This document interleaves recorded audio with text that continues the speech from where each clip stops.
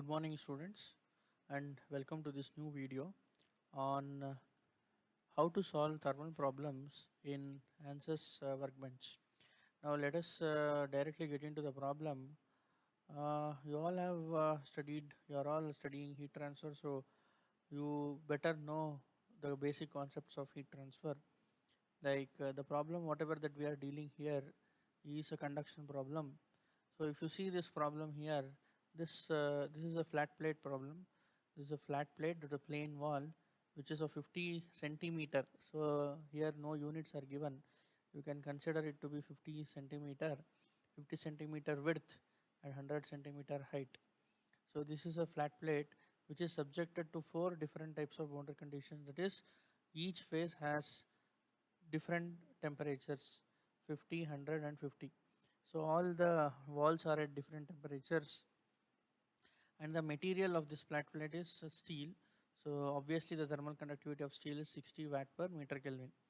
And please be careful that we are solving this as a 2D case.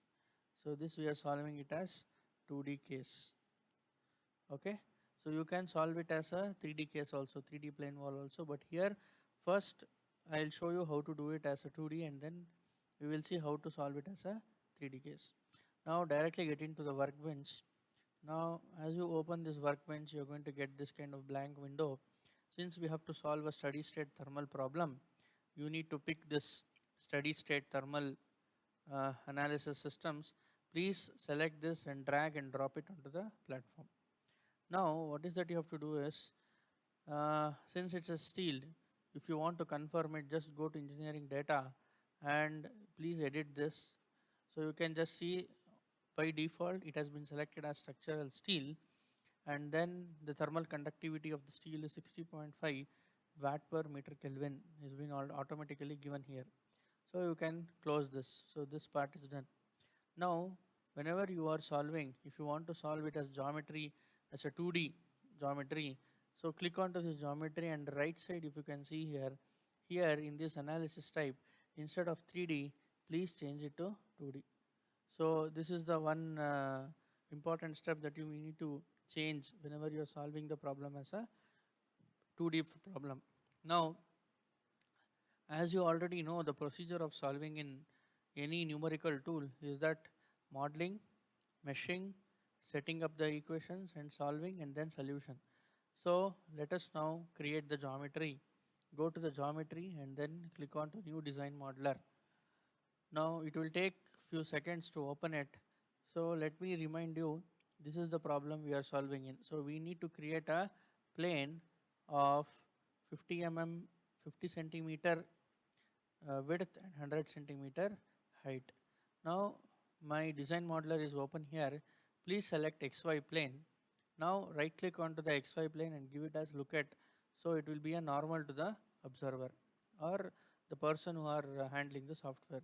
Now what is that we need to make? We need to create a rectangular flat plate. Now how do we do it? So go to sketching here. When you go to sketching, please select rectangle. Let us take the advantage of the icon that we are having. Already predefined rectangle is there. So anywhere click onto this and please create a rectangle here. As soon as you create the rectangle, go to dimensions and then go to general and try to denote the dimensions which has been given. Next, what is that we need to do? We need to modify this. Now height. Height, that is the width, h1, horizontal dimension. How much it is? It is 50 centimeter. So 50 centimeter means 0.5 meter. You give enter. And here it is 100 centimeter. 100 centimeter means how much? So it is 1 meter. So you can give enter. So it becomes very small.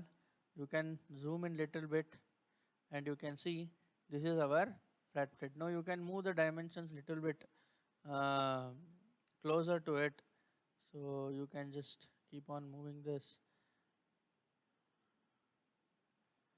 Okay. Now what is our next step? Our next step is to give some materials to it. That means a body has to be created. So what is that we need to do? As you have already done your beams in your beam solving beam problems. So go to concept and click on to surface from sketches.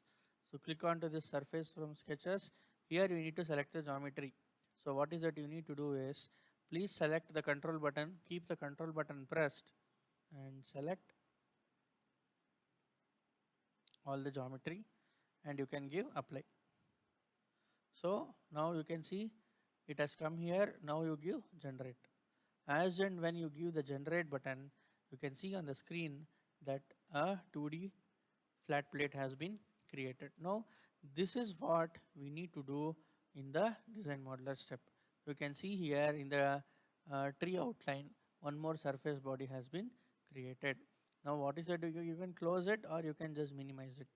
Now when you see here in the geometry button, there is a green color tick mark which ensures that this step is proper.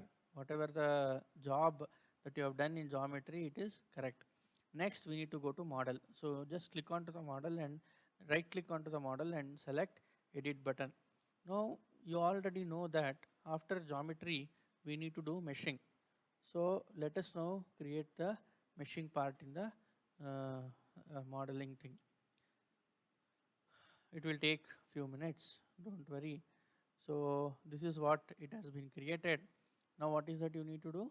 Now directly we will, now this has been imported. Now directly click onto the mesh and then you can give generate mesh. You can right click and give generate mesh. Please wait for some time. Now the mesh has been created, but very important thing, so the mesh doesn't seems to be proper. Can you see? You can see some sort of skewness which has been appeared on the surface. Now for that reason, what is that we need to do is that go to mesh control here, go to face meshing. So select this face and you need to give apply. Then click on to mesh and you can give update. So wait for some time. Now you can see the mesh is little bit uniform, not skewness has been disappeared. Also, I'm telling here, you can do a lot of other things. You know, you can do refinement of mesh. You can do a lot of other things. You can do inflation, many things you can control here. So as and when you can also control the sizing, means the first cell size, the delta X and delta Y size also you can control. So based on your problem, you can make all these adjustments.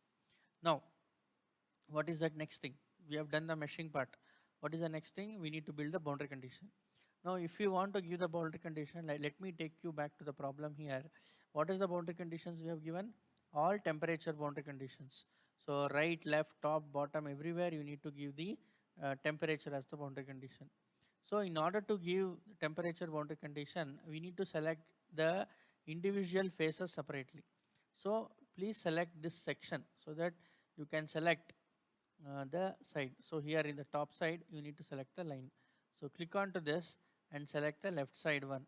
And then here, how do we give the boundary condition? There is this steady state thermal is there. Na?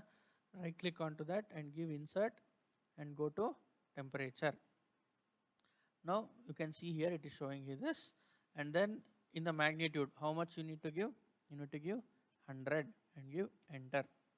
So this side 100 degree has been attached. So this face attached with 100 degree boundary condition. Now similarly, this side you click onto this, go to steady state, right click, insert and give again temperature. This side is also 100, give enter. Then similarly, what is that you need to do? Select to this steady state thermal, right click, temperature, how much it is?